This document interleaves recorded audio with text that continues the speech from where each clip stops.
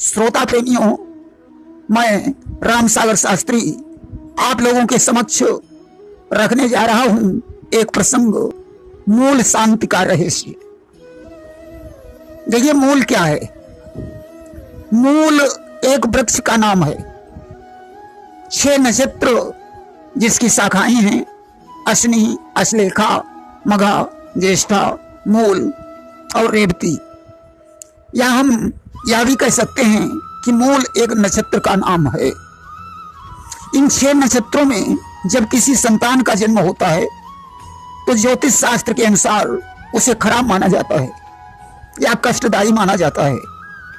इनमें पिता को कष्ट, माता को कष्ट, मामा को कष्ट, भाई को कष्ट या खुद संतान को ही कष्ट हो सकता है अथवा धन के हानि की संभावना रहती है। मूल 2 प्रकार के होते हैं। भुक्त मूल जो विशेष कष्टदायी नहीं होते हैं। नंबर 2 अभुक्त मूल या गणांत मूल जो सब प्रकार से कष्टदायी होते हैं। इनमें माता पिता के विनाश की संभावना रहती है। गोस्वामी तुलसीदास जी का जन्म अभुक्त मूल में ही हुआ था, अस्तु इनके माता पिता का विनाश हो गया और तुलसीदास की देखभाल, शिक्षा दीक्षा स्वामी नरहर दास के द्वारा हुई। देखिए, ज्येष्ठा के अंत की 3:45 घड़ी, मूल नक्षत्र के आदि की 3:45 घड़ी, अश्लेखा नक्षत्र के अंत की 3:45 घड़ी, मघा के आदि की 3:45 घड़ी अभुक्त मूल की होती है। साधारण तौर पर रेवती, अश्विनी, अश्लेखा, मघा, ज्येष्ठा इनके आदि अंत की 4-4 घड़ी गणांत होता है। इनमें जन्म लेने वाले बच्चे का त्याग कर देना चाहिए। अभुक्त मूल में सूतक के अंत तक बच्चे का मुंह नहीं देखना चाहिए। स्कंद पुराण में लिखा है, अभुक्त मूलजम पुत्रम पुत्री मपि परित्यजेत। पुत्र हो चाहे पुत्री हो उसे त्याग देना चाहिए अथवा 8 वर्ष तक ऐसी संतान का मुंह नहीं देखना चाहिए। मूल तीनों लोकों में भ्रमण करते हैं। आषाढ़, फाल्गुन, वैशाख, जेठ में मूल पाताल में होते हैं। श्रावण, कार्तिक, चैत्र, पूष में मृतलोक में रहते हैं तथा पौर, भादव, माघ में स्वर्गलोक में निवास करते हैं। स्वर्गलोक वाले मूल शुभ और राजदाता माने जाते हैं। पाताल वाले मूल धन का आगमन होता है। मृतलोक वाले मूल में अनिष्ट होने की संभावना होती है। इसलिए मूल की शांति आवश्यक है। देखिए, स्कंद पुराण के अनुसार मूल की शांति कब करवानी चाहिए? सूतक के अंत में, माने 10.5 दिन का जन्म सूतक माना जाता है, इसलिए 10.5 दिन के बाद मूल शांति की जा सकती है। तीसरे महीने में या फिर वर्ष के अंत में मूल शांति होनी चाहिए। शौनक ने कहा है, जातस्य द्वादशाहे तु जन्मर्षे व शुभे दिने समाष्टके व मतिमान कुर्याद्राति विचक्षण। 12 दिन में या जन्म नक्षत्र में, शुभ दिन में या 8वें वर्ष पर मूल शांति की जानी चाहिए। अब सबसे उपयुक्त जन्म का नक्षत्र मान लिया गया है कि जन्म नक्षत्र में मूल शांति ठीक रहेगी। वशिष्ठ जी ने मूल शांति का बहुत बड़ा विधान बताया है। उन्होंने कहा कि सुसमय पुण्य देशे च मंडपम कार्यद्बुधा। अच्छे काल में पुण्य स्थल में पंडित जन मंडप बनाएं। उस मंडप की दिशा ईशान या पूर्व में बताई गई है, जिसमें 8 या 4 हाथ का दरवाजा हो। मंडप को बंधनवार से सजाया जाए। मंडप के बाहर हवन कुंड का निर्माण किया जाए। 2 बिलस्त लंबा, 2 बिलस्त चौड़ा तथा 4 अंगुल गहरा हवन कुंड बताया गया है। पंचगव्य पंचामृत की व्यवस्था करें। 8 प्रकार की मिट्टियां लाएं। 100 प्रकार की औषधियां हों। अगर 100 प्रकार की औषधियां नहीं मिलती हैं तो 10 प्रकार की औषधियों की व्यवस्था करें। 7 प्रकार के अन्न की व्यवस्था करें। पंचरत्न 5 प्रकार के रत्न बताए हैं, या नवरत्न होना चाहिए। तोला भर 6 मासे की या 3 मासे की सोने की मूल प्रतिमा होनी चाहिए, माने मूल नक्षत्र की मूर्ति होनी चाहिए। अगर नहीं बनवा पाता है कोई तो उतनी कीमत देनी चाहिए। यज्ञ हेतु 4 ब्राह्मण, 8 ब्राह्मण, 12 ब्राह्मण या 16 ब्राह्मण होने चाहिए। इतने प्रधान आचार्य मूर्ति पूजन करवाएं, जो ईशान आदि 8 दिशाओं में बैठाए जाएं। 4 दिशाओं में जल पूरित घट रखें। इनका पूजन 16 प्रकार से होना चाहिए। 8 जापक बताए गए हैं। रुद्र सूक्त, भद्र सूक्त आदि का पाठ होना चाहिए। 4 कलशों के साथ साथ 100 छेदों वाला घड़ा बताया गया है। घड़े में औषधियां डालें, ऊपर सफेद कपड़ा बांधें। उस घड़े का 16 प्रकार से पूजन करें। महामृत्युंजय मंत्र के 1008 जाप बताए हैं। घड़े में 100 वृक्षों की जड़ें डालने का विधान है। फिर यथाविधि हवन करें। ढाक की लकड़ी से 8000 आहुतियां तथा अष्टोत्तर सहस्र से 1008 या फिर 108 आहुतियां, 15 बार चंडी हवन तथा श्री सूक्त से हवन तथा नक्षत्र की आहुतियां भी बताई हैं।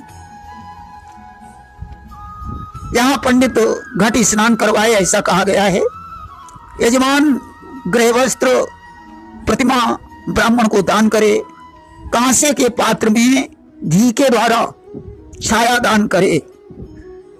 अग्नि का विसर्जन करें। 100 या 50 ब्राह्मणों को भोजन कराए। मुख्य आचार्य दैवज्ञ को बताया गया है। दैवज्ञ सुवासास्तु शुक्ल माल्याम वरार्चिता। ज्योतिषी का सफेद वस्त्र और पुष्प से पूजा करें, ऐसा कहा गया है। इसलिए मूल शांति कोई साधारण कार्य नहीं है। मूल शांति एक यज्ञ है, एक अनुष्ठान जैसा है, एक जाप की तरह है। यह भी लिखा है कि ज्योतिषी लोग विचार कर यथाविधि शांति करें। जैसी विधि हो वैसे ही इसे करें, अर्थात मूल शांति विधिवत होनी चाहिए।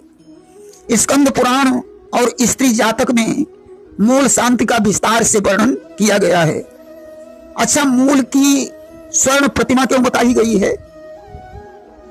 लिखा है कि सुवर्णम सर्वदैवत्यम सर्वदेवात्मको नलः सर्वदेवात्मको विप्रः सर्वदेवमयो हरि।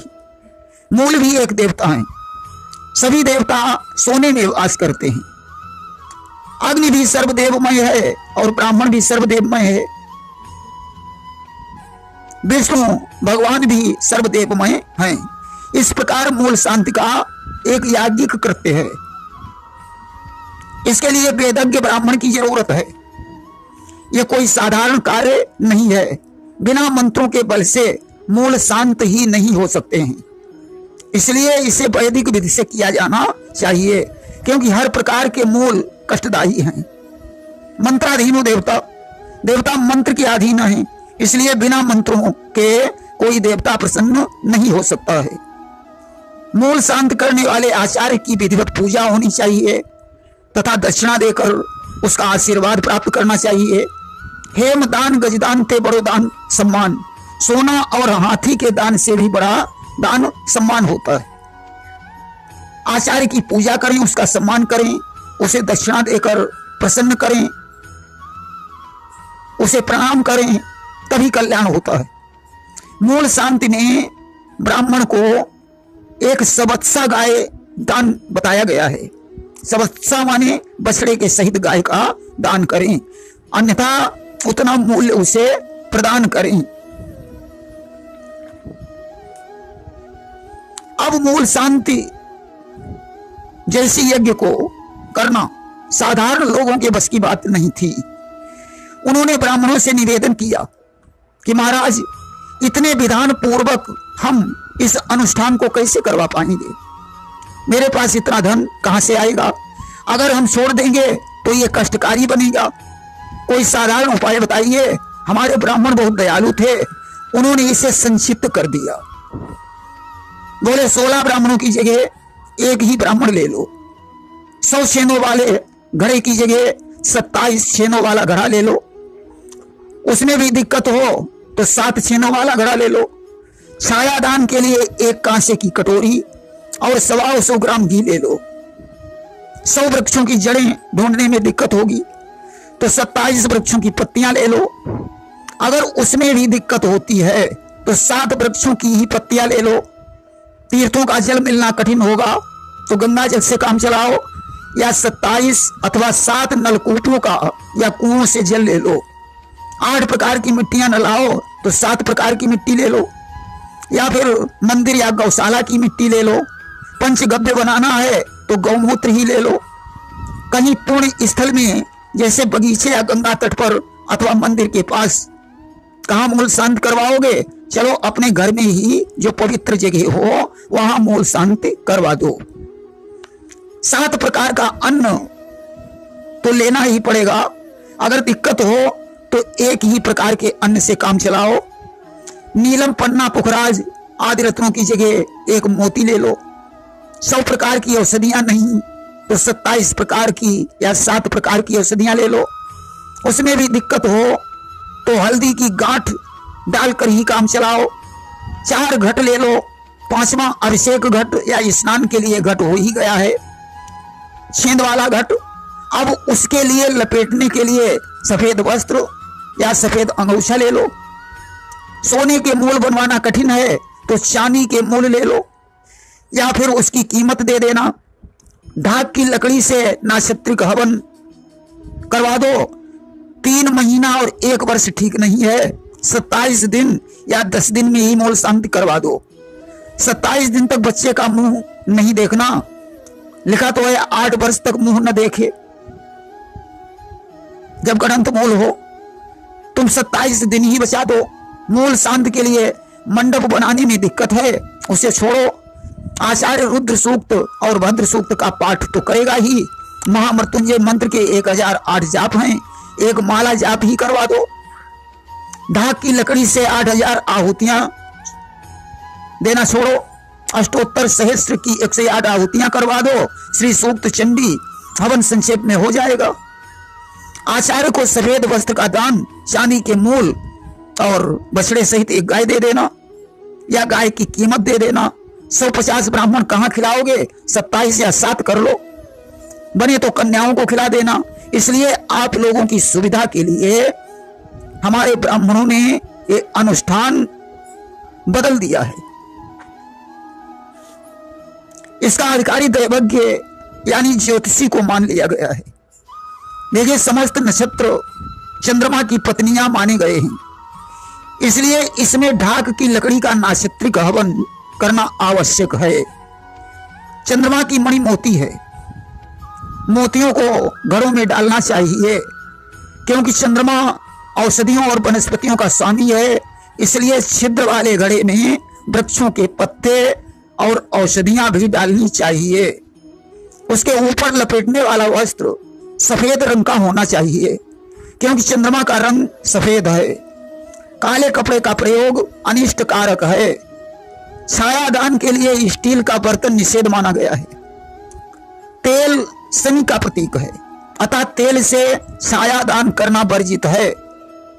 घी से छायादान होना चाहिए। सौर कर्म करवाने का प्रमाण नहीं दिया गया है। इसलिए मूल शांति एक यज्ञ, अनुष्ठान और जाप का कार्य है, जिसका स्वरूप बदल दिया गया है। यह कोई छूत की अज्ञारी नहीं है। इसे शुद्धता पूर्वक करना चाहिए तथा हवनादि सामग्री पवित्र स्थल पर विसर्जित करना चाहिए, क्योंकि इसमें भद्र सूक्त, श्री सूक्त आदि मंत्रों का प्रयोग हुआ है। मूल शांत करवाने वाले आचार्य का विधिवत सम्मान करें, उसे प्रसन्न रखें, तभी आपका कल्याण हो सकता है। देखिए, आचार्य बड़ा होता है, उसे दक्षिणा दिए बगैर और उसे प्रणाम किए बगैर किसी के भी मूल शांत नहीं हो सकते हैं। इसे छूत का दान नहीं माना जाएगा। छूत तो 10.5 दिन तक ही मानी जाती है। इसी प्रकार 13वीं का दान भी छूत नहीं है, क्योंकि वो भी 13 दिन में हुआ है। जब तक बच्चे का नाला नहीं काटा जाता है तब तक सूतक नहीं माना जाता है। नाला छेदन से पहले अगर कोई कुछ दान करता है तो कोई सूतक नहीं है। जब तक मृतक का दाह संस्कार नहीं होता है तब तक सूतक नहीं माना जाता है। अर्थात मिट्टी घर में रखी रहे तब तक वो दान दक्षिणा कर सकता है, कोई सूतक नहीं है। सूतक का प्रमाण 10.5 दिन तक माना जाता है। या तो उपयुक्त समय मान लिया गया है कि चलो 27 दिन में मूल शांत करो, 13 दिन में 13 ही करो। 10.5 दिन के पहले का दान सूतक का माना जाता है, बाकी दान सूतक का नहीं होता। जोशी मूल शांत में चारों वर्णों का आचार्य है, चाहे क्षत्रिय हो, चाहे ब्राह्मण हो, चाहे वैश्य हो, चाहे शूद्र हो, सभी का आचार्य जोशी है। महाब्राह्मण जोशी को छोड़कर बाकी सभी ब्राह्मणों का आचार्य है, परंतु जोशी मूल शांति में महाब्राह्मण का भी आचार्य है। वैसे समस्त ब्राह्मण एक ही वृक्ष की शाखाएं हैं। सभी ब्राह्मणों को वैदिक कर्म करने का अधिकार है, सभी को विद्वान बनने का अधिकार है। सभी ब्राह्मणों को ब्राह्मण तीनों वर्णों से बड़े माने गए हैं। सभी ब्राह्मण जनेऊ, गोत्र, जाति और कर्म में समान हैं। मैं सभी ब्राह्मण परिवार का हृदय से नंदन और अभिनंदन करता हूँ। संघीय शक्ति कलयुग में एकता में ही बल है। ब्राह्मण उपजाति का अपमान ब्राह्मण जाति का अपमान है, इसलिए ब्राह्मण एकता बनाए रखें। प्रेम से बोलिए वृंदावन बिहारी लाल की जय।